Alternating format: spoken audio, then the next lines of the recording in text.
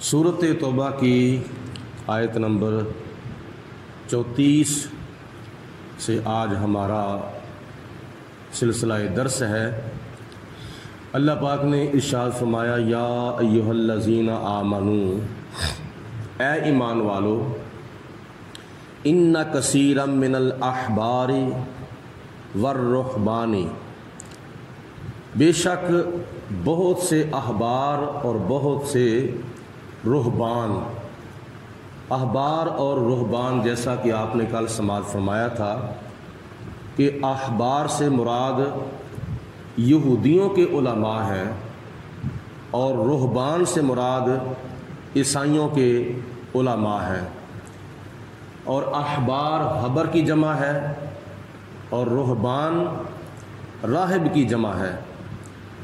अल्लाह फरमाते हैं कि ये यहूदियों और ईसाइयों के जो उलमा थे और उनके जो पेशवा थे, क्या करते थे? ला याकुलूना अमवालन नासी बिल बातिल, ये बहुत से अहबार और बहुत से रुहबान यानी यहूदी पादरी और ईसाई पादरी बहुत से ऐसे थे कि जो नाजायज़ तरीके से लोगों का माल खा जाते थे। ला याकुलूना, अलबत्ता खा जाते थे, अमवालन नासी, लोगों के मालों को, बिल बातिली, नाजायज़ तरीके से। दूसरे नंबर पर वयसुद्दूना अन सबीलिल्लाह, और उनको अल्लाह की राह से रोकते थे, यानी दीन के मामले में खर्च करने से रोकते थे और उनके मालों का रुख नाजायज़ तरीके से अपनी तरफ कर लेते थे। वो नाजायज़ तरीका, बातिल तरीका क्या था कि अल्लाह ताला की किताब के अंदर तहरीफ करके, यानी अल्लाह की आयतों को बदल के जो उनके ऊपर मुश्किल अहकाम थे वो आसान करके बताते थे। या ये भी मिसाल उलमा ने लिखी है कि अगर कोई आम ईसाई, आम यहूदी अपने पादरियों से नबी करीम अलैहिस्सलाम की आमद के बारे में पूछता था कि जिस नबी का ज़िक्र हमारी किताबों में आया है, उस नबी की क्या क्या अलामतें हैं और क्या क्या औसाफ हैं, तो वो आगे से दज्जाल की अलामतें बताते थे। कहीं ऐसा ना हो कि इनकी ज़िंदगी में आखिरी नबी तशरीफ़ ले आए तो ये अपने नबी का कलमा छोड़ के उसका ना पढ़ लें, या यहूदियत या ईसाइयत को छोड़कर इस्लाम को कबूल ना कर लें। तो इसलिए वो आगे से दज्जाल की निशानियां बताते थे। या ये भी है कि नबी करीम अलैहिस्सलाम की आयतों, हजूर अलैहिस्सलाम की शान के जो अंदर जो आयतें नाज़िल हुई थीं उनको निकाल देते थे और अपनी तरफ से आयतें बना के अपनी किताबों में डाल देते थे। ये उनका तरीका वारदात था, दुनिया का माल इकट्ठा करने का। नाजायज़ तरीके से वो माल दुनिया का खा जाते थे। तो अल्लाह पाक की ज़ात बाबरकात ने ऐसे कामों से मना फरमाया है। दुनिया के अंदर इल्म जो है वो हासिल करना चाहिए दीन का, लेकिन नीयत के अंदर इखलास होना चाहिए, नीयत के अंदर अल्लाह पाक की खशियत होनी चाहिए। दिल के अंदर नीयत ये हो कि मैं दीन का इल्म हासिल कर रहा हूँ तो औरों को सिखाने के लिए। और हुज़ूर अलैहिस्सलाम ने इरशाद फरमाया हदीस पाक के अंदर कि जो कोई दीन का इल्म इस नीयत से हासिल करता है कि मैं इस इल्म के साथ दुनिया का माल इकट्ठा करूँगा, तो क़यामत के दिन वो जन्नत की खुशबू भी नहीं पा सकती है। यानी इतनी जन्नत की खुशबू है कि वो जन्नत के बाहर जब निकलती है तो हज़ारों मीलों की मुसाफत तक वो जाती है। तो नबी पाक अलैहिस्सलाम ने फरमाया कि वो जन्नत की खुशबू भी नहीं पा सकता जो दीन का इल्म इस नीयत से हासिल करे कि मैं दुनिया का माल इकट्ठा करूँगा। हालांकि ये याद रखें कि दुनिया का माल हासिल करना कोई ऐब भी नहीं है। बड़े बड़े अल्लाह के नबी दुनिया के अंदर तशरीफ़ लाए हैं तो वो इतने मालदार थे हत्ता कि वो दुनिया के बादशाह थे जिन्होंने पूरी दुनिया के ऊपर बादशाही की है। जैसा कि हज़रत सुलेमान अलैहिस्सलाम है, हज़रत सिकंदर ज़ुल्क़रनैन है, हज़रत मूसा अलैहिस्सलाम को अल्लाह ताला ने बादशाही अता फरमाई थी। حضرت ابراہیم علیہ السلام کو اللہ تعالیٰ نے حکومت اور بادشاہی عطا فرمائی تھی، اور مالدار ہونا کوئی عیب نہیں ہے۔ میں مالدار ہونا عیب اس وقت ہوگا کہ جب اس مال سے دنیاوی طور پر بھی ناجائز فائدہ اٹھایا جائے اور اخروی طور پر بھی ناجائز فائدہ اٹھایا جائے، پھر مالدار ہونا یہ ایک عیب ہے اور ایک خرابی ہے اور ایک نقصان ہے۔ اور ویسے دیکھا جائے تو بڑے بڑے صحابہ کرام بھی مالدار تھے۔ حضرت سیدنا عبد الرحمن بن عوف رضی اللہ تعالیٰ عنہ بڑے مالدار تھے، حضرت عثمان غنی رضی اللہ تعالیٰ عنہ بڑے مالدار تھے،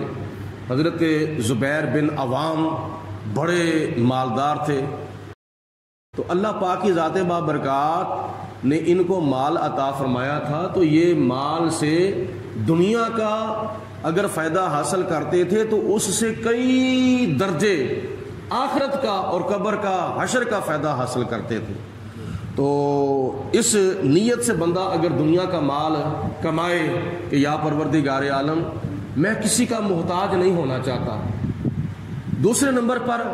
میں اپنے بیوی بچوں پر، اپنے بہن بھائیوں پر اور اپنے والدین پر خرچ کرنا چاہتا ہوں،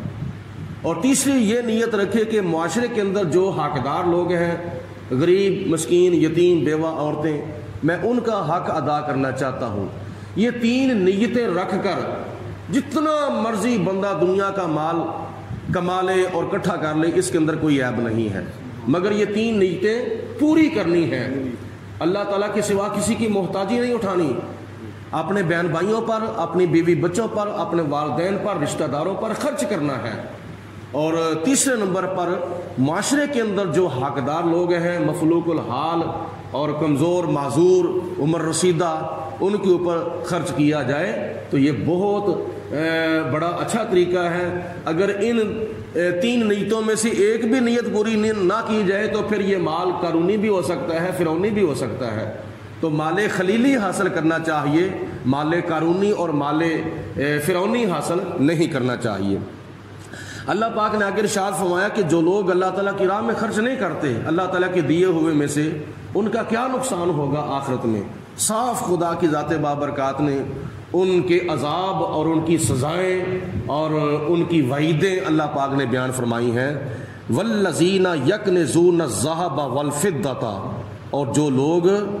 سونا اور چاندی اکٹھا کرتے ہیں لیکن ولا ينفقونها فی سبیل اللہ، اور اس جمع کیے ہوئے مال میں سے اللہ کی راہ میں خرچ نہیں کرتے،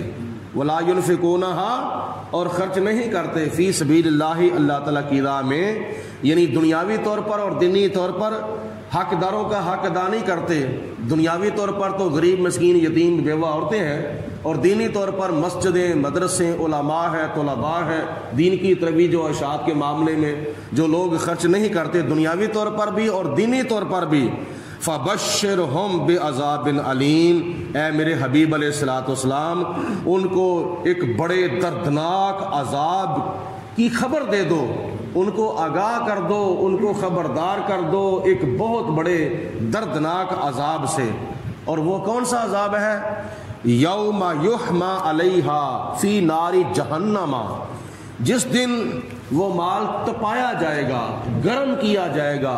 فی نار جہنم،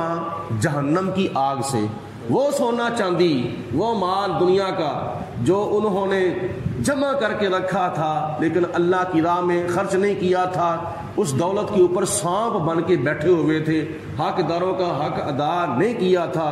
تو اس مال کو قیامت کے دن جہنم کی آگ میں تپایا جائے گا، تپا کر پھر فتقوا بہا جباہہم، ان کی پیشانیوں کو داغا جائے گا، یعنی وہ جہنم کی آگ میں